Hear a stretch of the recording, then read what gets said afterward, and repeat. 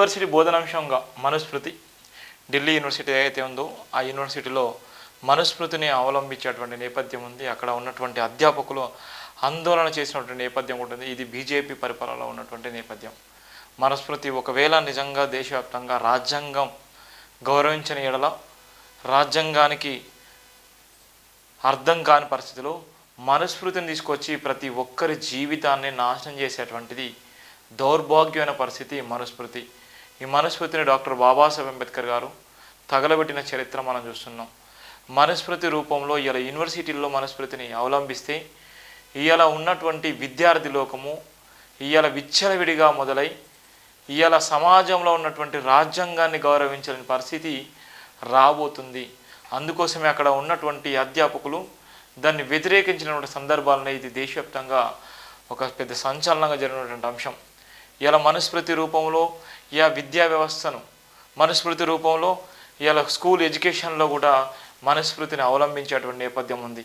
ఇంత బాధాకరమైనటువంటి సంఘటన ఎక్కడ ఉందంటే ఢిల్లీ యూనివర్సిటీలో జరిగినటువంటి ఒక సంఘటన. ఇది ఢిల్లీ యూనివర్సిటీ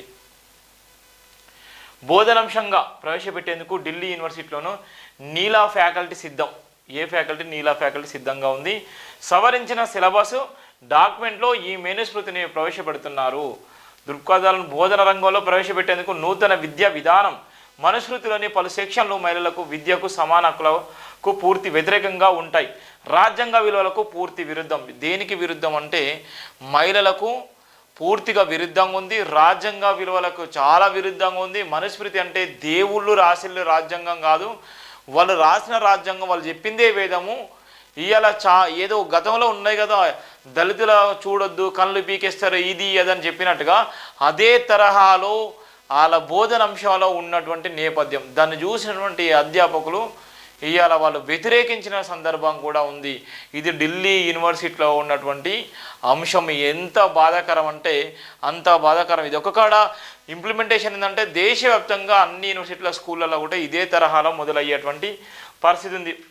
ఢిల్లీ యూనివర్సిటీ డియూలో ఎల్ఎల్బి అండర్ గ్రాడ్యుయేట్ కోర్సులో మనుస్మృతిని బోధనాంశంగా ప్రవేశపెట్టేందుకు ఢిల్లీ యూనివర్సిటీలో నీలా ఫ్యాకల్టీ సిద్ధమైంది. జ్యూరిసీ ప్రుడెన్స్ లీగల్ మెథడ్కి పిలిచే కేటగిరీ కింద దీన్ని తీసుకురానున్నది. సామాజిక ఆర్థిక లింగ అసమానతలను ఉద్భేదించే మరింత బలోపేతం చేసే ఈ వివాదాస్పదమైన సబ్జెక్టును వర్సిటీలోని ఫ్యాకల్టీ చెందిన కొన్ని వర్గాలు తీవ్రంగా నిరసిస్తున్నాయి. సవరించిన సిలబస్ డాక్యుమెంట్లో ఈ మనుస్మృతిని ప్రవేశపెడతారు. దీన్ని అమలు చేసేందుకు అనుమతించే నిమిత్తం ఈ సిలబస్ ప్రతిని శుక్రవారం Delhi university academic council for academics matters ముందు ఉంచుతారు. ఇది ఆమోదం పొందిన వెంటనే ఇక ఎల్ఎల్బి అండర్ గ్రాడ్యుయేట్ కోర్సుల సెమిస్టర్ 1లో యూనిట్ 5 అనలిటికల్ పాజిటివ్ కింద మనుస్మృతిని జేఎన్యూ రాసిన మనుభాష మేధాతితో పాటు కలిపి విద్యా సంస్థల్లో విద్యార్థులు చదువుతారు. భారతీయ దృక్పథాలను బోధన రంగంలో ప్రవేశపెట్టేందుకు నూతన విద్యా విధానం 2020కి అనుగుణంగా ఈ మనుస్మృతిని తీసుకొచ్చినట్లు faculty of law dean professor Anju Vali Tikku Indian ఎక్స్ప్రెస్కు తెలిపారు.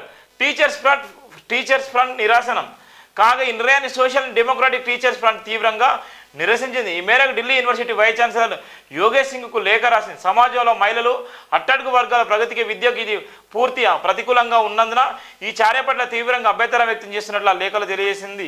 ఈ దేశం 80% జనాభా అట్టడుగు వర్గాలు చెందిన వారే, 50% జనాభా మహిళలే. వీరి పురోగతి ప్రగతిశీల విద్యా వ్యవస్థపై, బోధన విధానంపై ఆధారపడి ఉంటుంది. మనుస్మృతిలోని పలు సెక్షన్లు మహిళల విద్యకు సమాన హక్కులకు పూర్తి వ్యతిరేకంగా ఉంటాయి. మనుస్మృతిలోని ఏ ఒక్క భాగాన్ని లేదా సెక్షన్ ప్రవేశపెట్టడం మన రాజ్యాంగ మౌలిక స్వరూపానికి, రాజ్యాంగ విలువలకు పూర్తి విరుద్ధమని లేఖలో పేర్కొన్నటువంటి నేపథ్యం ఉంది. ఇది ఢిల్లీ యూనివర్సిటీలో ఉన్నటువంటి ప్రధాన అంశం. ఏం చేసిన మనుస్మృతిని అవలంబిస్తున్నారు లా కోర్సులో. ఎంత బాధాకరం అంటే అంత బాధాకరం. ఒక కాడ ఇంప్లిమెంటేషన్ జరిగిన తర్వాత అక్కడ తీసుకొచ్చిన జీవోను ఆధారంగా రాష్ట్ర వ్యాప్తంగా, దేశవ్యాప్తంగా స్కూళ్ళు, యూనివర్సిటీలో ఇదే మనుస్మృతిని అవలంబిస్తారు. అప్పుడు ఉన్నటువంటి విద్యార్థి లోకము ఇవాళ ఉన్నటువంటి రాజ్యాంగాన్ని గౌరవించకుండా కత్తులు, కటార్లు పట్టుకొని ఇష్టానుసారంగా రోడ్ల మీదకి వచ్చి దాడులు చేసి చంపేసేటువంటి నీచపు, నికృష్టపు ఆలోచనలు రాబోయేటువంటి పరిస్థితి ఉంది ఈ మనుస్మృతిలో. మనుస్మృతి భయంకరమైన పరిస్థితి ఉందని డాక్టర్ బాబాసాహెబ్ అంబేద్కర్ గారు ఆ రోజే మనుస్మృతిని తగలబెట్టినటువంటి చరిత్ర ఉంది. మళ్ళీ తెరపైకి మనుస్మృతిని తీసుకొచ్చేటువంటి నేపథ్యం ఉందంటే ఎంత బాధాకరం అంటే అంత బాధాకరమైనటువంటి సంఘటన.